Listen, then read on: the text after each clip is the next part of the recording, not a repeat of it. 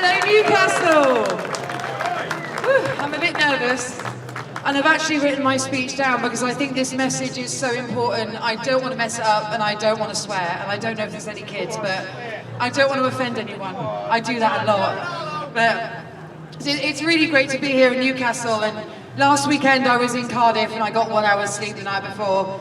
And the week before that, obviously, I was in London. I'd organised the mass non-compliance protest against digital ID. Woo! And the thing is, when we were marching, there was thousands at the beginning, maybe 2,000-3,000, and thousands joined us along the way. Woo! Windy in Newcastle, isn't it?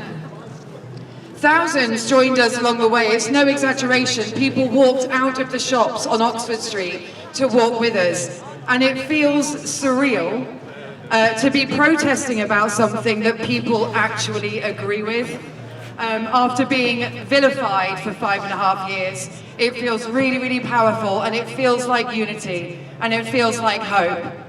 And it's because of that that I know that we're going to win this war. Woo! I'll keep whooping, I think. So I am going to speak plainly because I don't think we have time to be anything other than brutally honest. And to know how to win, we need to know what we're fighting. So most of you already know the origins of this plan, the drive to build a digital infrastructure designed for total control. It's far more than a SmartID or a convenient app on your phone. It's the backbone of a system that will track, manage, and monetize every aspect of your life. Still, let's start there, because it's only when the headlines break that the wider public begins to stir. The so-called mandatory digital ID BritCard announcement came from Keir Starmer just 2 days before the Labour conference on the 26th of September. It didn't surprise any of us here, but it sent the internet and the press into a frenzy, as if they weren't part of the act all along. Campaigners started campaigning, dissenting MPs start tweeting and signing open letters about this BritCard, and calling it Starmer's plan, Starmer's digital ID, parroting that it's driven by Tony Blair, but it's not. Tony Blair, while a globalist zealot, agenda contributor to the World Economic Forum, a man who believes there's too many people on the planet, an evil, warmongering, hollow vessel of malice, devoid of conscience, is not even the top player, criminals. He's not even the top player. But this plan has been years in the making, written down in the United Nations 2030 Agenda for Sustainable Development, a plan agreed to in lockstep by 193 countries on behalf of almost every single citizen in the world.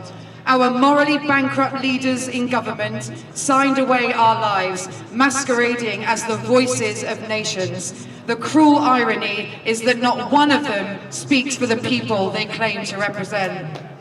They sold us out for power and profit, and they call it leadership. They make their sustainable development goals sound so admirable, claiming to solve every problem in the world. No poverty, zero hunger, good health and well-being. Tidy, humanitarian and moral sounding on the surface, with their flowery jargon like sustainable, equity and inclusion, while they reshape governance on a global scale. But the United Nations is nothing more than a moral cover for the same global power networks that shape policy from the shadows. The World Economic Forum and its web of strategic partners, backed by financial muscle of giants like BlackRock, Vanguard and the Rockefeller Foundation. None of them are elected, none of them are accountable, yet their influence reaches into every corner of government and public life. This isn't contained to one country, it's coordinated on a global scale.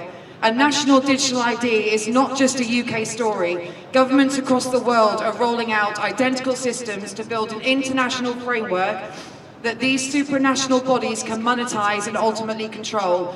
In short, it's the architecture for total digital domination.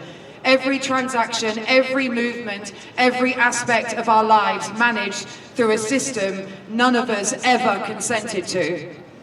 These unelected supranational elites want control over everything. The air we breathe, the land beneath our feet, the oceans that connect us, and the food that sustains us. Every aspect of life, every service, every human being absorbed into a system none of us ever agreed to. Laid out as Sustainable Development Goal 16, as peace, justice and strong institutions, lies within Target 16.9, a legal identity for all, the moral stick that paves the way for global governance. It's not about controlling violence, corruption and injustice, as they'd have you believe. It's about controlling us. And digital ID makes it possible. Without digital ID, their plan for total control through the 17 Sustainable Development Goals and 169 targets would be impossible to achieve. Picture the future they're building, every movement, every transaction, every breath, monitored and managed. What you eat, when you eat, how you spend, where you go, all logged, scored and sanctioned. Geofencing will dictate your boundaries. Digital ID will be the key that locks the cage. It will not open it again. And once it's in place, the slide into dystopian nightmare won't be gradual. It will happen in a blink. It might sound like science fiction or the plot of a dystopian novel, but it isn't. It's written down, mapped out, and already in motion. The tracks are laid, the train is moving, and it's up to us to stop it before it reaches the station. I really want the public walking by to listen to this as well. That's why I write what I write here, because I know you guys already know this, and that's why you're out fighting today. And I'm so pleased to be standing here with you today. I'm going to cry in a minute. I don't want to, but I want the public to listen to this. This is not conspiracy, this is fact.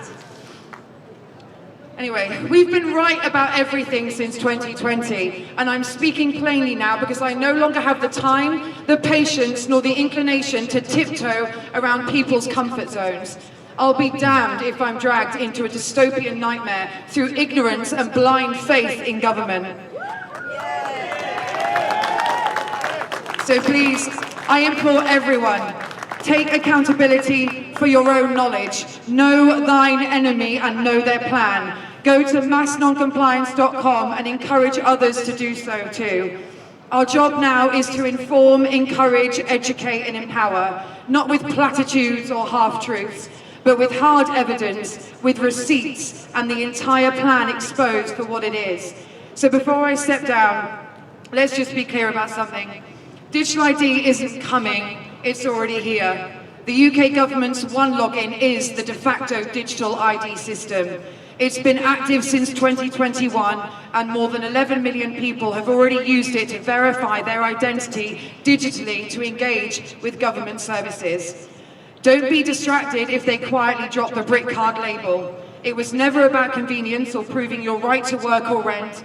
It's about creating a single centralised system of control. They're already expanding its scope because the plan is written. The route may change, but the destination remains the same. They can scrap the BritCard and pretend it's a democratic decision, but the system is already here. Company directors are being pushed into it. Veterans are being required to use a digital veterans card. The BritCard would simply have been another token on the same platform, just a different name for the same control mechanism. Starmer's already called it a convenient way to access your money. But when programmable, blockchain-based, central bank digital currency arrives, that convenience will reveal itself for what it is: total control. Every transaction tracked, every purchase logged, every choice monitored, and with one switch they could turn off not just your money, but your life. The wallet is already here. The infrastructure is in place. They're trialling and expanding its uses as we speak. The framework exists, the legislation is written, and more is on the way. We won't escape this through a loophole or a technicality. Mandatory might not mean law, but it's coming all the same. Importantly, we must stop looking to MPs and Westminster or to any new shiny parties for salvation. They're not running the show, they are the show. The real power lies with unelected globalist organisations and NGOs, bankrolled by the ultra-rich. To them, we're little more than expendable consumers, useless eaters, destined, if they succeed, to be equally poor and equally controlled. And we must fight it. We must not comply. We must inform others. People must understand they have a choice. We must encourage mass non-compliance. So on the 13th of December, I'll be hitting the streets of London again to protest and to demonstrate our mass non-compliance. And if you can come, I know it's a long way, but please do. Because as I keep saying, it's worth repeating, they fear the people, but they fear us most when we stand together. And also visit massnoncompliance.com for 100 ways to resist digital ID and the infrastructure starting from today. This isn't all doom and gloom. Far from it, actually. My faith is absolute. It does not waver and it does not bend. We will win this fight that defines us. I've been saying that this is the hill to die on, but I definitely see it different now. This is the hill we stand on. This is the hill we hold. This is the hill we do not surrender. This is the hill that we win on. And we will prove once and for all that the people have more power than the people in power. Thank you, Newcastle.